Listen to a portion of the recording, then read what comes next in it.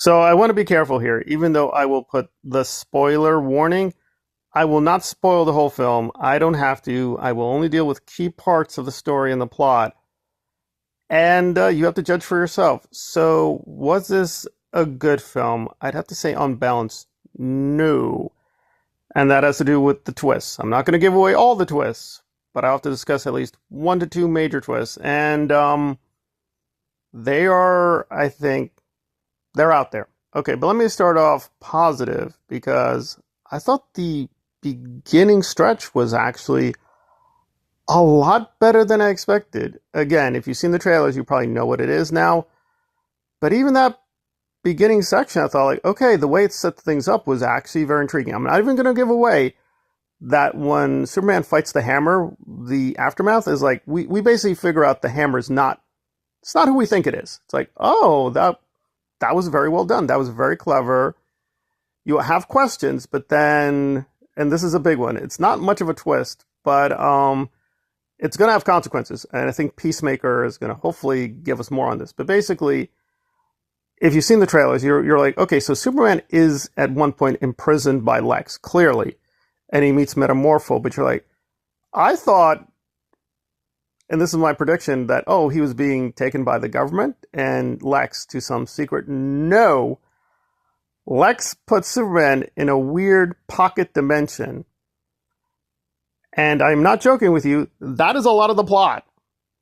A lot of the plot is them figuring out, wait, what is Lex doing with Baravia? What exactly is it? Oh, it's the portals. So it's them figuring out the whole portal thing. And that takes up a large chunk of the film. Now, does that make it a bad story? No. I think the portals, the way they work for the most part, are consistent. It's just to show good faith. There's a section, again, it's not a major character. I can even name the character. I'm not spoiling anything. But it's basically this political discussion that Lex has with this guy. And it is done very well. Like the camera movements, the camera angles, it's very smooth. The editing is great. Cinematography, everything is like golden. It's a 10 out of 10 scene. The problem is, that is very rare. For the most part, when Gunn has to unravel the plot, and again, you can go one of two ways, and I think this is why it's getting so many positive reviews, is that some people are going to be like, that was really clever, and that was really good. Other people will be like, no, that's too clever, and it's actually not good. It's basically a cheap trick. You have to decide for yourself. So now we're going to get into what that is. And again, you can take it again one of two ways. It's horrifying or, oh, that's kind of brilliant. So one of the things that the story's dealing with is, who is Superman? What defines him? And they set this up very early that Superman is really inspired by his parents and their message when he's a child. So even though he is still raised canonically by Ma and Pa Kent, and their scenes were delightful. They're very funny. They were really good. However, the message he gets from Jor-El and his mother is not complete. So Lex breaks into the Fortress of Solitude. Okay, you've seen that in the trailers. But here's where it gets really weird. So I thought, because I kind of knew what they were going to do, that, oh, Lex is going to get a message from Krypton, but he corrupts it to convince people that Superman is bad.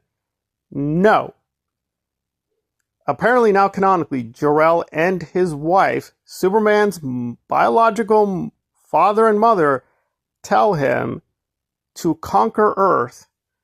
And his mother straight up tells him, Kal-El, his child, oh, and by the way, get many wives, create a harem, spread the Kryptonian seed.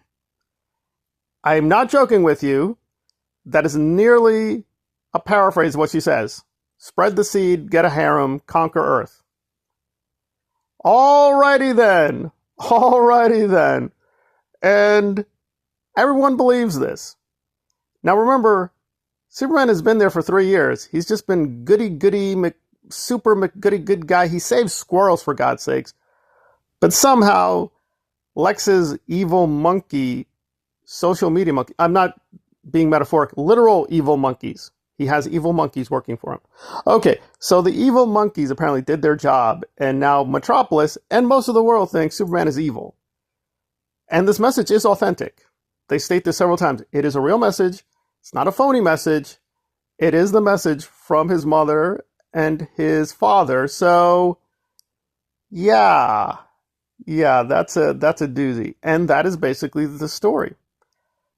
The plot has many other additional interesting twists and turns, but it is basically Superman trying to rise above that, saying, well, that was what I was sent here for, to conquer, but I don't want to do that. And it's him and his family and Lois convincing him, that's not you, that's not your destiny, you can rise above that. And the rest is basically, and they are. Some of the action scenes are very well done. With the way that Guy Gardner's power is shown, that was really fantastic. That was really interesting. And yes, I'll say it, Mr. Terrific was terrific. There you go.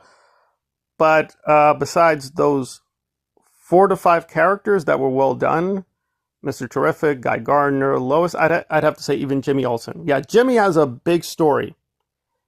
So where does Superman fall in all this? Well, Superman, I think, was, like, I mean, the actual actor and character was above average.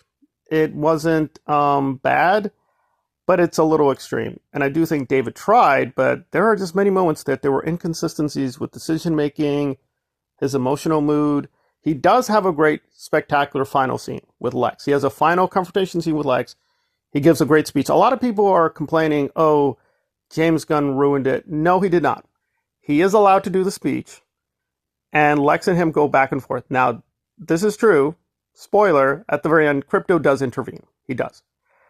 And I'm less concerned that Krypto intervened. I think the scene is still good. However, it does bring up alarming questions that Krypto is pretty powerful and vicious in this movie. So basically, if Mr. Terrific and Superman just used Krypto more effectively, most of the plot is solved. Most of the mystery is done. So it just felt that either James Gunn is trying to do a very clever version of Superman, or he's dumbing down Lex and Superman at critical points, and they're just stupid. But then Lois and Jimmy and Mr. Terrific are more smart. But Mr. Terrific is also a bit of a problem, because he is, like, literally one of the most intelligent people on Earth. Yet, even he's stumped. Why? How? So, is this Endgame or Infinity War or Madame Web? Is it one of the worst superhero films? No. But is it one of the best, like Dark Knight, even Batman Forever, great, like, oh, you're mixing up the schlocky comic book stuff with great epic drama like the Snyder Cut? No, it's not that either. It is kind of either a little above or a little below, in the middle. So I think they did enough good stuff. I can't give it like a 5 out of 10, but they did some really bad stuff. Even if you are okay with these twists and changes, that's fine. We can disagree there. But the way it's structured is a little too clever for its own good. And at certain points, it just doesn't add up. So I'll give acknowledgement to Angry Joe. He pointed this out, that even though this is a very weak Superman, he is way weaker than other versions. That's fine. Okay, fine. But then at one critical point with Metamorpho, Superman and his breath are so powerful, he saves himself, Metamorpho, and another character. I'm not going to give away what the character is. But then it's like, wait a minute, if you're that powerful, why don't you just freeze Ultraman with your breath? It's like things like that. You're like, wait a minute. And he does use his heat vision in very innovative ways. So it's like, is it just he's younger, inexperienced? I don't know. I mean, the best you can do for this film, it is, when it's great, it's really great.